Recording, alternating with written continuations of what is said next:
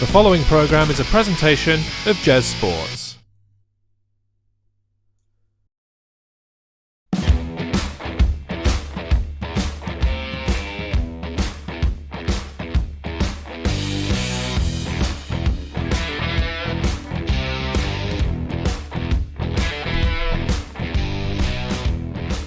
Hello, ladies and gentlemen. Welcome back to the Main Event Podcast. We are back after a 2-week hiatus because the first week there was nothing on, and the second week Jeremy was dying.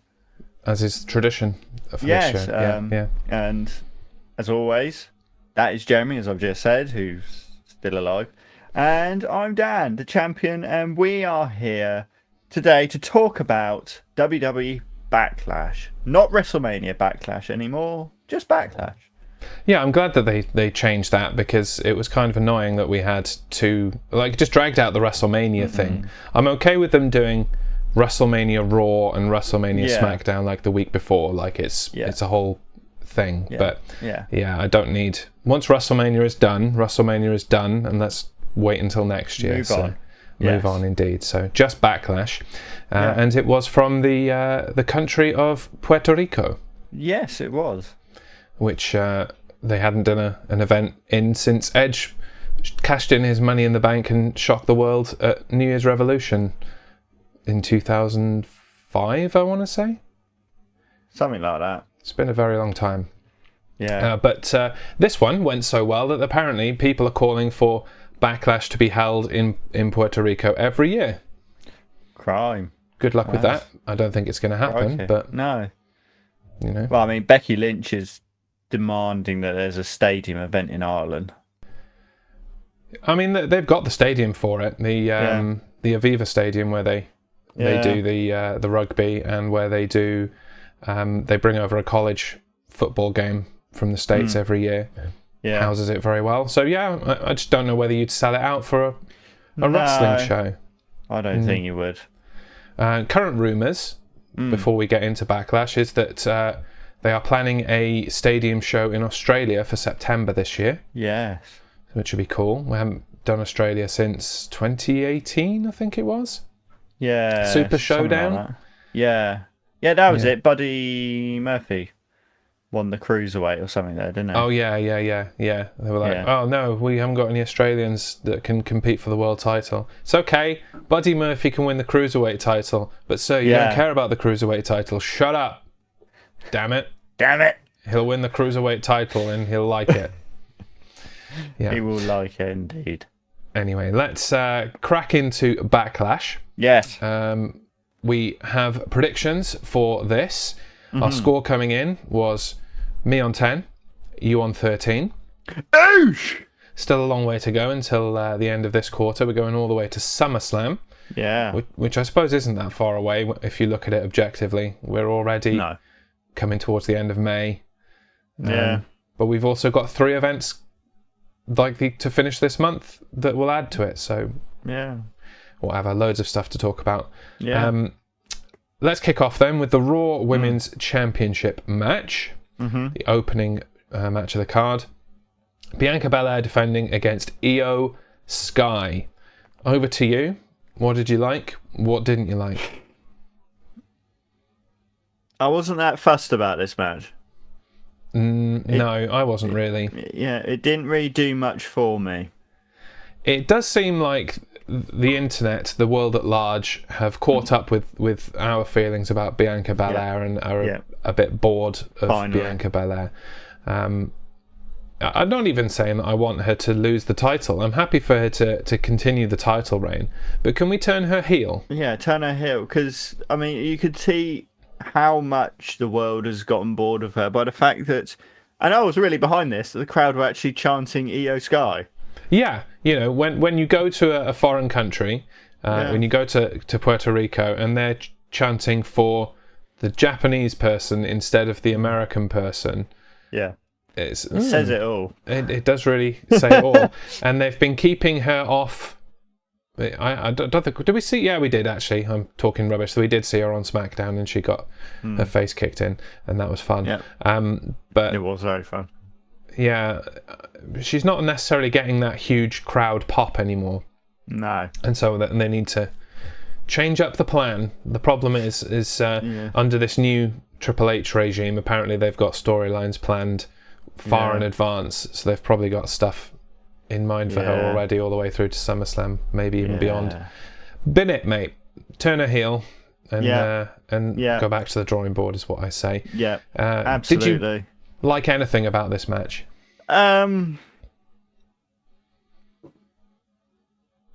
It reminded me how much I like EO's music. And Io Sky in general. Yeah, and Io Sky in general. I like Io Sky. It's just Bianca Belair. Yeah, we haven't seen a match like this from Io Sky since she was in NXT. Yeah. It gave her a good chance to showcase herself. Yes. I liked the powerbomb from the top rope. That was neat. Yeah. Other than that, it was fairly standard, as you said. Cons from me. Bianca dropped Io on her face, trying to show off with the one-handed press. Yeah. That didn't work. No. You are strong, but also a one-handed press is nonsense because Io Sky was clearly holding herself up on your shoulder. We've talked about this before, how delayed vertical suplexes and stuff are only good if you can actually hold the person completely by yourself, otherwise it just looks rubbish. And this did, and poor Io landed on her face as a result. I did wince when she landed on her face. I was a bit, oh! Yeah, it's not good. Sort that out. Let's get straight into the predictions then. We both went with Bianca Belair for the win, unsurprisingly. It seems like that's not going to change anytime soon. So we begin Backlash 2023 as the ones. I think I can throw that back now. I'm less disgruntled with the Usos than I was previously. Moving on. To the knockdown, drag out, 5-star match of the year candidate, Seth Rollins versus Omos. You can kick this one off. Gee, thanks. So very gracious of you. I've got meh. It wasn't necessarily bad, but it was very much a standard big man match. Yeah. I do surprisingly have a couple of pros. Whoa. I know. Go on. I liked that Omos put a stop to the singing party with a big boot. Yeah. Yeah, lean into your heelness and go for that. That was good. And I liked the top rope stomp from Seth Rollins. I thought that was decent. Yeah. Other than that, it was pretty standard. Yeah. Yeah. Is that anything else to add to that? No. We're going to get through this show quite quickly, I think. Also, unsurprisingly, we both went with Seth Rollins for the win here. So that takes us away from being the ones, which always makes us sad. But it does mean we have more posts, more points. And we are the twos. Thank you. Thank you. Next up, begging for something decent to talk about. It's the United States Championship match. Austin Theory defending against Bobby Lashley and Bronson Reed. Should be noted, actually, that all of these championship matches are with the looming new rosters over the top of them. The new rosters weren't to be set fully until the following Monday night. They are now, obviously, because it's been 2 weeks since Backlash. But yes, right. Over to you this time. This was a triple threat match. It was.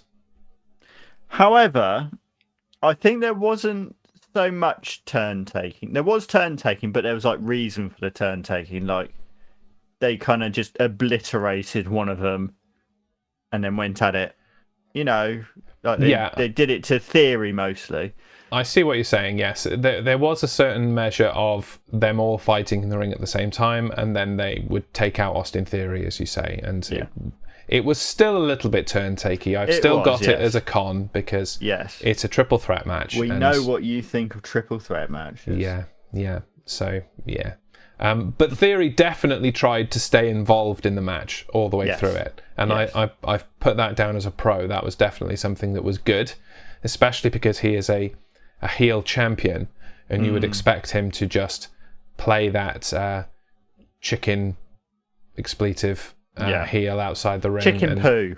Yeah, chicken liver, chicken meal, chicken feces, and just hang around outside the ring and let the big guys fight each other, and then eventually come in and pick one of them off, which is a con of mine because the ending was pretty obvious. Yes. It was always going to go that way, and most of this pay-per-view was a little bit inevitable. Yeah. And any other pros from you? Not really. No. The only other one I have to say I do quite like the ending. The way the spear happened and Theory kind of just went, "No, you get out, I'm going to do it," and pinned from that spear. See, I didn't like that because it was so obvious, but that's fine. We can differ. Yeah. The only other thing I did like was Austin Theory convincing Bronson Reed to work with him before Bronson Reed betrayed him. I like that it was Bronson Reed that did the betraying, not Austin Theory. Yeah. It worked, I think. Yeah. There we go then. That's another match in the bank. We both went with Austin Theory for the retain. Yep. Another obvious one. So we move swiftly forward. Remain undefeated. We are the threes. We are the threes. We are all correct so far. Yeah. Will that continue into the SmackDown Women's Championship match? Probably. Rhea Ripley defending against Zelina Vega. Couldn't even hold back that laugh then. No.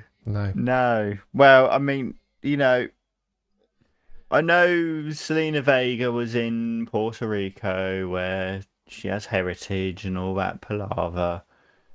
But she wasn't going to win. Rhea Ripley's only just won this title. I would have liked to see it. I really would have. Yeah. I do feel like this whole match was kind of pointless without Zelina Vega winning it. Yeah. But it's another in a long line of do you do the thing when the crowd is hot, or do you miss an opportunity? And this was another missed opportunity because that crowd were just so fire for Zelina, and you missed the Drew McIntyre opportunity. Yeah. You missed the Sami Zayn opportunity, and now you've missed the Zelina Vega opportunity. And so any kind of these kinds of home field advantage kind of matches, we're all going into it going, but it's not going to happen. Yeah. We'll be shocked one time, but God knows when that's coming. I thought this could have been it, because it would have been such a good story for the dominant Rhea Ripley to have dominated her way through WrestleMania, won the title, and then be overlooking Zelina Vega because she's half her size and she hasn't won a women's title and all of that. And then Zelina shocks her in front of her home crowd, runs off with the title. And even if she dropped it again on the Raw afterwards or the SmackDown afterwards or whatever, fine. But you're not having any of these moments. And we are going into every title reign going, right, so this person's going to carry the belt for 6 months plus. And then it will go to the next inevitable person, and it's all very predictable. And that's kind of my only complaint about the Triple H era, is some of the champions are holding on to belts too long, and it's all very predictable. Yeah, so that's it's not a rant, it's just a kind of general moaning. Moan about how things are going. But that should be on a shirt. Not a rant, a general moan. That works for two of the things that I do, actually. Yeah, that would be good. There you go. Did you like anything else about this match? I guess at Stretch, the flip-flop. Yeah, I've got the flip-flop. Yeah, that's in my pro list. But apart from that, it's just horse impressions. Yeah. I think that Zelina played the underdog well. I've got that in my pros. And I did like the dominance of Rhea Ripley. It's what we would expect from Rhea Ripley. We would expect her to just lay the smack down and annihilate and dominate. But Yeah, the SmackDown Women's Champion that is on Raw, and the Raw Women's Champion that is on SmackDown. Which, yeah, I mean, I've only watched the beginning of this week's Raw, but they have shown no signs of rectifying that yet. No, they're not. But you know what? I think I know the reason. Oh, they are waiting until after Night of Champions because they're not going to do the usual flip-flop. Yeah. We are getting... Flip-flop. Was that a little segue bit there? It wasn't, but it works. I will take it. Instead of Raw and SmackDown Women's Champion going forward, I think we are getting Women's World Champion and Women's Universal Champion. Or Women's WWE Champion, whichever one they want to do. Yeah. Women's World Champion. I think Universal would be better. Yeah. Just for the name sake of it. They're both WWE belts. It's kind of redundant to have WWE title. Yeah.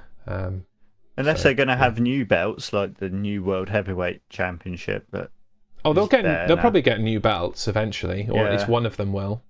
Yeah. So that one person's got the big W, the big dub, as I call it. Big dub. And the other person's got their own, probably a version of like the Mae Young Moolah era championship. Yeah. That's kind of a big gold, but it's like tiny gold because all the women's belts were tiny. Tiny. But it'll look like that, probably a little bit bigger, and probably a little bit like the big gold belt. Yeah. Yeah. So that's my theory. What's your theory? We're changing the belts up, and we're just waiting for a world heavyweight champion to be crowned, so that this new belt doesn't overshadow the new world heavyweight title belt and all that kind of stuff. Yes. Now, answers on a postcard. Who do you think that we predicted to win this match? Oh. If you answered Zelina Vega, then you are wrong.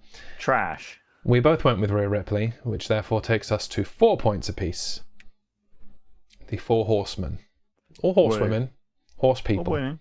Horse people. Next up, I will go right out and say a match that I have plenty of happy things to say about. The San Juan street fight. Damian Priest versus Bad Bunny. Well, seeing as you got so many happy things to say, I mean, I do as well, but I'll let you kick it off. Yeah, this was the match of the night. This was basically the reason to have Backlash in Puerto Rico. Everything else could have happened literally anywhere. Well, maybe except for the Zelina Vega thing, but no, that could have happened anywhere. She lost, so she could have been beaten up anywhere. Yes. My point remains. In this one, though, I liked, first of all, Damian Priest wearing the same top as he did when he teamed with Bad Bunny. Yeah. Love that kind of stuff when you throw back, but it's slightly different. That was cool. I like the surprise Michinoku driver by Bad Bunny to get things going. I don't think anyone was expecting him to pull out a move like that on a big dude like Damian Priest. I liked Damian Priest suckering in Bad Bunny up the ramp. He kind of goaded him up there. I'm like, I'm going. Don't need this. I'm Damian Priest, I don't need this. And then just boff, on he went. I liked the Falcon Arrow through the tables in the equipment area. That was good. They did a much better job of hiding the fact that there were cables and stuff underneath cushioning the blow than they usually do. That was cool. I liked Bad Bunny targeting the leg all the way through the match. It was, very good ring psychology for a person that is not a wrestler. The low blow. Got to do what you got to do, man. You're not a wrestler. You're a music artist, and Damian Priest is huge. Hit him in the balls. It works. And here's my biggest pro, probably unsurprisingly, Carlito. Love Carlito. I wish he was hanging around. I was thinking as we were coming up to Puerto Rico that it'd be good to see Carlito, and I was thinking, man, what a shame it is that guy just didn't develop into like a world champion in WWE. Because I like the, I spit in the face of people who don't want to be cool, and all of that kind of gimmick. It was cool. Opportunity missed with Carlito. Mostly his own fault. He didn't really fight for it or push for it or anything really. So there you go. What annoys me about it is this has just made the internet go mental of, oh, Carlito's back in WWE. No, he's not. This is like a one-time thing. Unfortunately, it's a one-time thing. I would love for him to be back. It is unfortunate, but it's like, no, he's not back in the WWE. It's like when he was back at the Royal Rumble. He was offered a contract after the Royal Rumble in 2021, and he's not interested. He makes enough money wrestling at home, hanging out on the beaches of Puerto Rico and spitting in the faces of people that don't want to be cool. Yeah. So he doesn't need it and doesn't want it. Yeah. Yeah. It's a shame, but that's where we are. Yeah. This is in my pros, but I'm not sure it should be. Savio Vega, I guess. Yeah. I mean, it was nice to see him. It's been a very long time, but... Yeah. Meh. Meh. And finally, the Canadian Destroyer for the win. Yes. Yeah. Overused, totally, but it's always good when you see somebody who really shouldn't be able to do that kind of thing do the Canadian Destroyer. And it speaks to the skill level of Damian Priest to be able to take that and and make Bad Bunny look like $1 million, because he really did. He really did. Yeah. And I've got no cons. No, I don't either. Yeah, I enjoyed it. As you said, I did this match of the night for me. Yeah, it was pretty decent. Yeah. No complaints about it, really. Predictions. Who did you go for? I went with Bad Bunny. I also went with Bad Bunny. What a surprise! So that makes us five time. Just 5 points, guys. Moving on. You need to make that a shirt.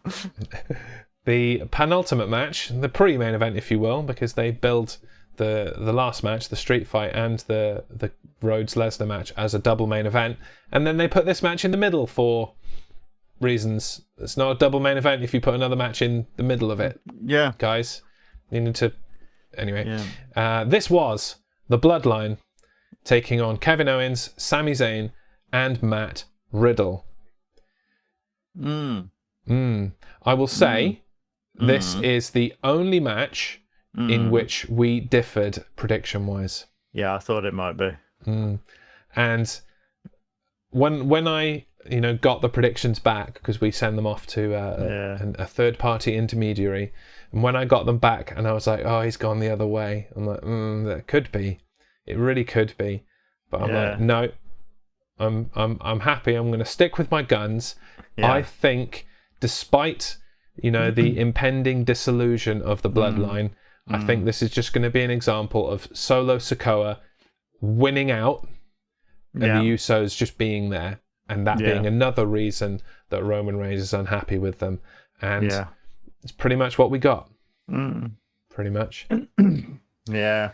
So let's just get that out of the way, and then we'll talk about the match. So I went with the Bloodline. You went with Owen, Sammy, and Riddle. So I move up to 6, and you stay on 5. Very nice. Yeah. Did you like this match? I liked parts of it. Yeah. I wasn't like enthralled all the way through. Like, I'd say the beginning, I was a bit like, all right.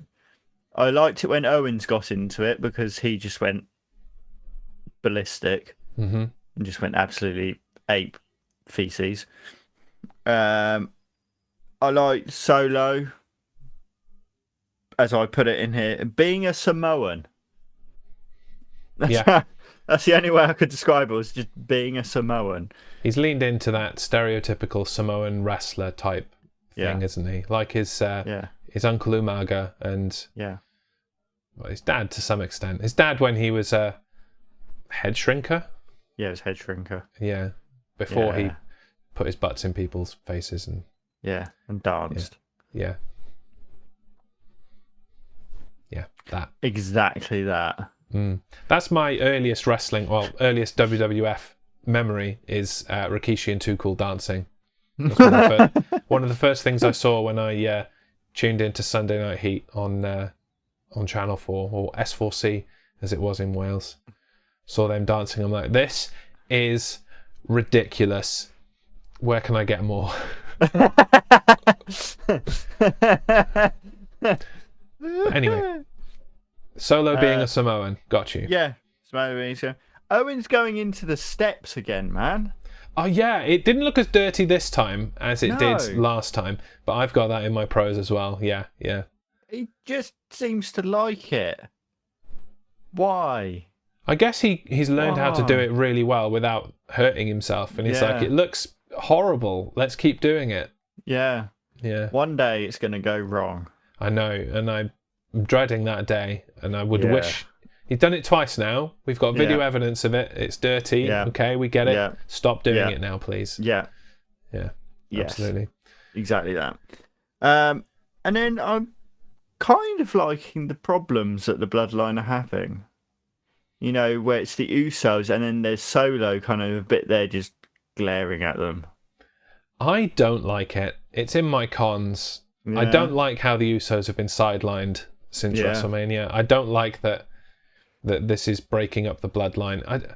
Mainly because I don't see the point. I don't see where it's going. They're not going to have something. They're not actually going to have the Usos against Reigns and Solo, or have one of them go for the Universal. Or they might have them go for the Universal title, but they're not going to win. No. So what's the point? It's all just time wasting. Just have them together, smashing through people. Well, otherwise, why? There's no point. Like, I've got a Bloodline shirt, damn it. Don't devalue my investment. And there's also the thing now of Roman Reigns and Solo Sikoa challenging at Night of Champions for the Tag Team Championship. It's like, that bit I'm a bit like, WTF. Yeah, on a night where Roman Reigns turns like 1,000 days, it's like, no, defend the belt. Defend the belt. It'd be stupid. Like, so much for the belt that has to be defended every like 30 days or even 60 days. It's ridiculous. Yeah, no, that's not happening. I remember when he surpassed CM Punk's title reign. Yeah. And they did a direct comparison of how many times CM Punk had defended the title at 500 and whatever days it was compared to Roman Reigns. And it was insane, the difference. Reigns was in like the teens. CM Punk was somewhere in like the 60s or 70s. I'm like, yeah. I love Roman Reigns now, but come on, man. Just have some matches. Even if they're squash matches, just defend it against like Baron Corbin and defend it against Dolph Ziggler and just smash them and have some extra championship like matches. Why is he in a tag match? Nonsense. Anyway, that's a rant for Night of Champions. All this to say that this was a pretty slow match, and I wasn't fully into it. It was fine, but it went on too long, and it wasn't really with any purpose. No, there were too many super kicks. I don't like seeing the Usos kind of being ostracized from the Bloodline. It's boring to me. The only pro I have, other than the slam into the steps that you mentioned, is Jey Uso aggressively tagging Solo and not standing for this nonsense. I enjoyed that. That was good. But other than that, pretty standard fare. Just another filler match on what is a mostly filler pay-per-view in front of a filler pay-per-view. Fire crowd. Yeah. Like, I don't know how long they're going to get away with this, just giving filler pay-per-views with no championship changes abroad before people go, well, there's no point going. Yeah. Like, great, they're coming to my country and doing a premium live event in my country, but there's no point going because nothing's going to happen. Yeah. Got to be careful. Main event. Yeah. The American Nightmare Cody Rhodes against Cowboy Brock Lesnar. Gotta love the Cowboy Brock. I prefer Cowboy Brock as a babyface. It's not as entertaining as a heel, but you know, Cody Rhodes needed a new foil, and Brock Lesnar was the perfect candidate. So it's not even over either. It is not. No, And that's fine, because otherwise he'd be going for the belt that is the wrong belt. Like, there's no point in him winning the World Heavyweight title. That's not the belt he needs to finish the story. So, what's the point? He'll win Money in the Bank. Yeah. He'll come and cash it in on Roman at some point. Get the championship. He probably won't do a surprise cash in. He'll probably just, declare I'm facing Roman Reigns at SummerSlam or whenever they deem it appropriate that Reigns can lose again. Yeah. Apologies. What did you think of this match while I die? Yeah, it's nice that you mute it for the audience, but in my ears I get deafened. I like the beginning of it, where the bell hadn't even rung, and then Rhodes just went, "Screw it! I'm going to suicide dive through the ropes onto Lesnar, and then just beat the hell out of him with whatever I can find." Yeah, generally I liked what was going on. I liked the early dive out of the ring. Yeah. I liked the return to Suplex City. Yeah. Haven't had that in a while. Yeah. I liked that they didn't stop the match for the blood. Yeah. Yeah. And apparently the blood was planned. Yeah. I don't understand how they planned it, other than Brock Lesnar saying, "I'm going to headbutt the the thing full out." What was it? The ring post, wasn't it? Or turnbuckle. The turnbuckle, yeah. The turnbuckle got exposed. That's it. I'm just going to headbutt it full out and bust myself open the hard way. Cool? Yeah, okay, Brock. Fine. But we're going to have to glue it back together again and stop the match. Like, no, you won't do that. Right. Okay, Brock. Whatever you say, okay, we won't do that. So I'm guessing that Brock Lesnar advocated for getting on with it, and no one's going to argue with Brock Lesnar, I don't think. No, so, would you want to argue with Brock Lesnar? Depends what about. If basically he thought he was right and you thought he was wrong, would you argue with him? I'll have a debate with him. Yeah, but would you argue with him? I wouldn't raise my voice. No, let's put it that way. Basically, would you argue with him in such a way that would end up with violence? No, I would probably dispense with the violence. I don't think it's necessary. Yeah. But only because you know he would crush you. He'd crush anyone, When Corey Graves calls him the alpha male of our species, he's not far off. Is. He is. It's a fairly accurate description. That is genetic evolution come early. Yeah, like he is probably one of the hardest men on the planet. No, he is the hardest man on the planet. Like, even people bigger than him, no. Yeah. No, he's hard. He's hard, Brock. Leave me alone.